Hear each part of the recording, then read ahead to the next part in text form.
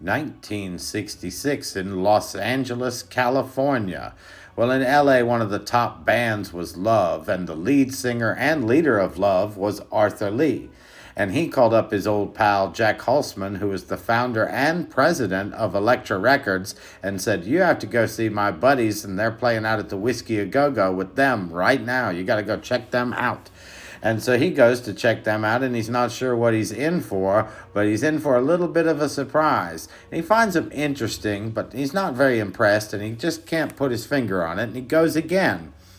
Well, on his third trip, he decides he's going to bring with him hotshot producer Paul A. Rothschild. And between Jack and Paul, they decide that, yeah, we're probably going to have to sign the Doors to Electra.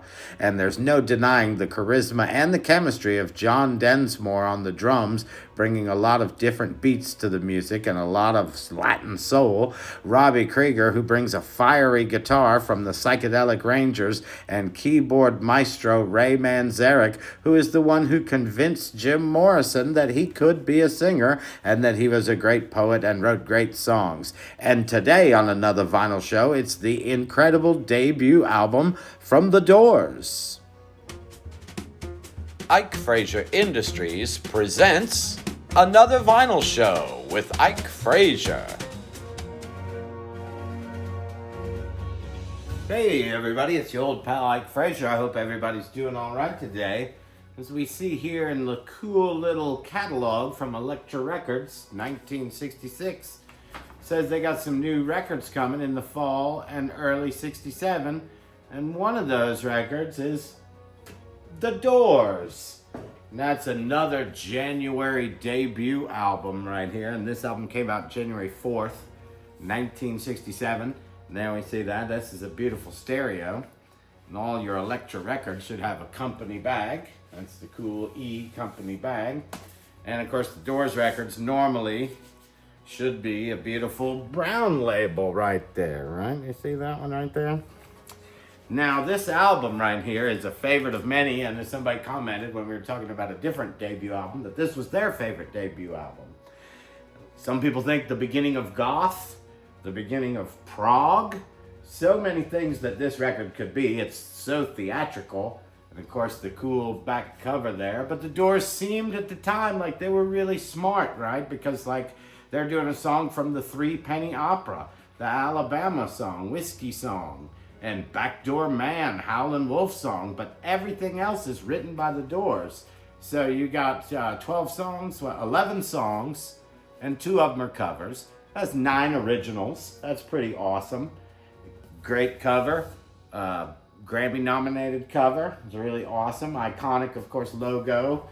Really great stuff on this record, but no denying Break On Through is a great song. Light My Fire, an incredible song. The End is an incredible epic. You know, so many things that are good on this record.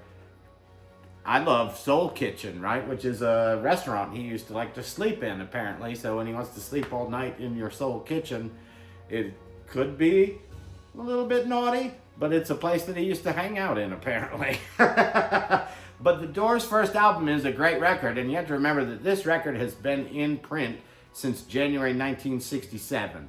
So it has had every label variation that there is, and I see some people trying to sell copies of these from the 80s because they're red with a E on there, but the 80s label is completely different than the red 60s label, which is basically the same as the tan label, but red. So I hope you guys enjoy the video. To all our new subscribers out there, thank you so much for coming along on the ride with us on the psychedelic journey today with the Doors. If you're new to the channel, like the video. If you do like it, subscribe so you can know everything going on here at another vinyl show. We'd really love to have you. But Light My Fire was such a big hit that it ended up on The Doors 13, their first official compilation, and that actually had a special release that was on colored vinyl. So Light My Fire ended up on that, and that's pretty awesome right there. 13 that has Light My Fire. And if you don't have a Doors record, 13 is a pretty good record to have, even though there's so many greatest hits out there. But it is their first greatest hits, and so it's pretty cool. a great album. But what do you think is one of the greatest debut albums of all time? Now, we talked about Led Zeppelin, and we got this one. And of course, there's another great debut album coming in America, January 20th. Tell me what that one is. But this album right here, the Doors' first album, incredible debut album, right? One of the best-selling records of all time. But I read an article that said one of the reasons that this record has not sold as many copies as, say, Led Zeppelin 1 or, any of the Beatle records is that the Doors basically have had a greatest hits that goes platinum every year or two. So it's like they make a new greatest hits and they sell a bazillion of those. And even with all that going on, this record has sold over 10 million copies, I believe, in the United States alone. So it's one of the great records of all time. And like I always say, and I know I'm getting windy here with you guys, but it's like when the Animals stopped being cool in late 66 and Eric Burdon gets turned on to Peace and Love and he's not cool and gritty anymore, the organ and the deep voice continues with the Doors. So in their psychedelic, it's kind of like, like what happens when the Animals move to LA and get more psychedelic and get more poetic. Jim, some people don't like his poetry, some people do. It's kind of like Mark Boland in a way. You either dig it or you don't. I think Jim's pretty cool. Did I ever think he was some kind of world-renowned poet? No, I thought he was a great rock and roll crooner that sang some pretty cool lyrics. So enjoy the video today. I thank you guys for listening to me ramble right there, but The Doors is a great, great album, and tell me what you think of The Doors and what's your favorite track on this album. It's your old pal Ike Frazier. Thanks for checking out another vinyl show, and we'll see you next time. In 1966, Electra Records only had one rock band, and that was Love. But now they decided they would sign The Doors, and so they had two rock bands, and that they would record the Doors album in August of that year. So when August comes, the original full lineup of the Doors of Jim Morrison, Ray Manzarek, Robby Krieger, and John Densmore, with the able assistance of producer Paul A. Rothschild, and we see an early picture of Jim and Paul right here hanging out outside the studio. Well, he decided he would take them to one of his favorite spots to record, and that was Sunset Sound Recorders in Los Angeles. And when they finished the album and were sitting listening to it, Paul decided that, I don't know, it's a little bit thin. It's a little bit thin with that electric keyboard bass. So Paul gets on the phone and calls up one of the very able members of the Wrecking Crew, Larry Nechel, and Larry overdubs bass on the entire record, mimicking the left hand of Ray Manzarek. Now, Larry would go on to play the incredible piano part on Simon and Garfunkel's Bridge Over Troubled Waters. But when the master was finished, November 66 was supposed to be the release date, but they decided that the schedule was pretty full and that they would wait. And so on January 1st, 1967, the Doors' first record comes out, Break On Through to the Other Side. And here we see it with its beautiful first press picture sleeve right there. And it's coupled with End of the Night. Now, this is an early girl label with the little girl on top of the Electra label. She's Electra, I'm guessing. And there we see the picture sleeve there. And that only went to 126 in the pop charts in America. And there's the second label with the E on it. Now, most likely those were simultaneous.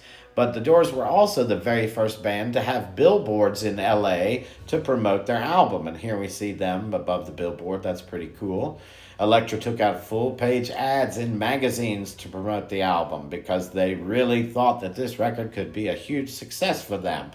And, of course, released on January 4th, 1967, the Doors album started a slow burn. Of course, it was selling more on the West Coast than it was the East Coast in the first part of the year. And here we see Electra's beautiful white label promo mono, EKL4007. That is a beautiful mono radio station copy right there. And here we see a different label variation of a stock copy in mono, but Electra was really cool because they put the logo of the band on the label as opposed to just putting it in type. And there's the waxy gold mono, one of the most sought after copies of the first Doors album right there. And you can see that beautiful waxy gold label. Many variations of the mono label because of so many pressing plants with this one, unfortunately. But the radio station started asking for Light My Fire. So they wanted to play it, but it was 6 minutes long. And, Break On Through had not done very well, only going to 126 in the pop charts. And so Paul A. Rothschild had a great idea. And so he gets on the phone and he calls the Doors up and he says, I want you guys to come on down here. And so the Doors all get together and they come to see him and he plays them an edited version of Light My Fire. That's, 2 minutes and 30 seconds long. They don't like it at first, but they agree that it's probably a very good commercial idea. And on April 24th, 1967, Light My Fire is released, and it does just that. It's mostly written by Robby Krieger, with everyone adding to the arrangements and Jim adding the second verse. But again, Light My Fire is a big, big success for them, and it's climbing up the charts. And on July 29th, 1967, Light My Fire and The Doors are #1 on the Billboard Hot 100. And that song would continue to be #1 for 3 weeks. Now, of course, this is the summer of love, and the Doors record is rising up the charts, and it only makes it to #2 in the pop charts on September 16th, 1967. And it's held at #2 by what? Of course, Sgt. Pepper is not moving from #1, and so the Doors record is at #2. Ed Sullivan knows he's not getting the Beatles back on his show, but the Doors are the second biggest band in the world right now, or at least in America anyway.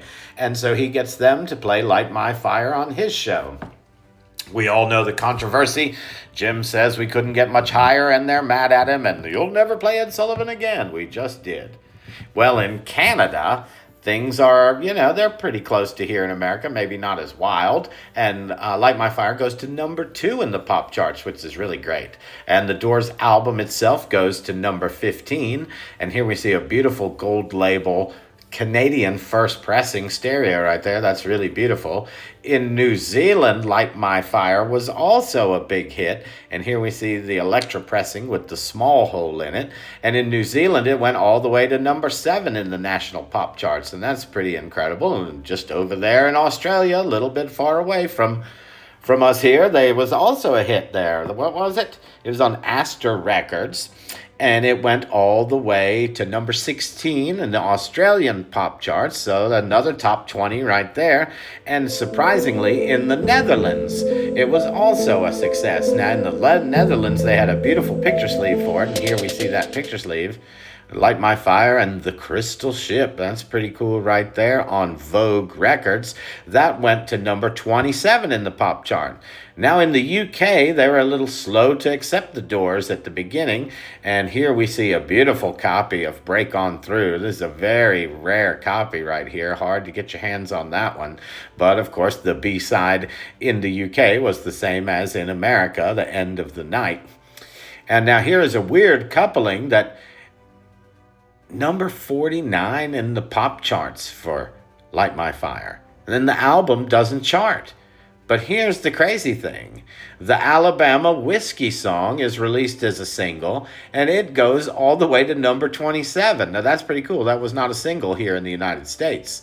Now, in the U.S., things are really cooking for the Doors, and Jim's good looks turn him into like a teen idol at the same time. Much to his chagrin, he does not want to be on teen magazine covers, but here we go. It goes into overdrive after that. You get stereo records with mono stickers on them because they're in such a hurry. And here we see a different mono sticker that's covering the stereo catalog number on the cover. And here we see the rounded oval Electra stereo sticker on a mono copy. They were just getting a record and putting it in a cover as quick as they could because this record was the biggest selling record in Electra Records history up to that point. Now here we see a beautiful darker tan label or mustard label, and these are pretty close to the end of the monos right there. But with all that success, here we see the beautiful Gold Record Award for the Doors, selling $1 million in sales for the first album. That's pretty cool right there, how that has the gold label. So successful that when Philco made its hip pocket discs, they made one of the Doors, and it has Break On Through and Light My Fire on the same little flexi disc there. That's a pretty neat one. And in Canada, what do we got from our good neighbors in Canada? Well, they have a beautiful version of Light My Fire. That's the girl label, but it does not have the black background. So it's kind of like a reverse, as we see here, with a more yellow. Well, Light My Fire is number 2 in Canada. And what does that album go to? It goes to number 15 in Canada. And the beautiful gold label first pressing Canadian stereo copy right there. That is really, really nice.